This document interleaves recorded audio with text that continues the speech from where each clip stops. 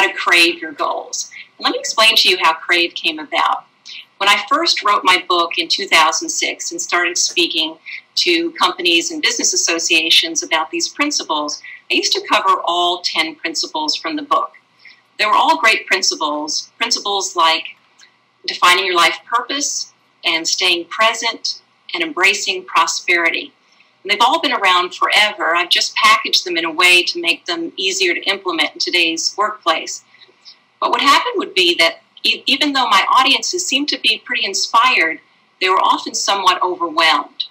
It was just too much information, and what I was sharing with them sometimes butted up against their own limiting beliefs.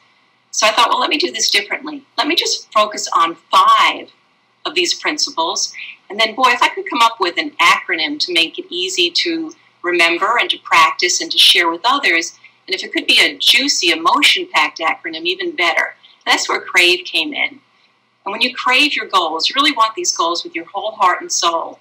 And as you know, the goals that are easiest to achieve are the ones that you have a lot of emotion behind, a lot of emotional investment.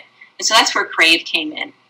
So CRAVE stands for clean out the clutter, raise your vibrations, affirm success, visualize, and express thanks.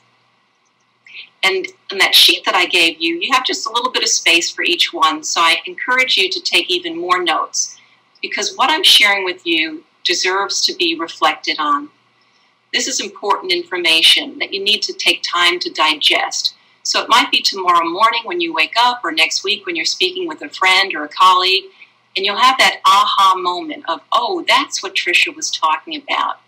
That makes sense. So I encourage you to take notes of what resonates with you, what you might not understand, what you might agree with or not agree with, and just see what develops as you start to play with this.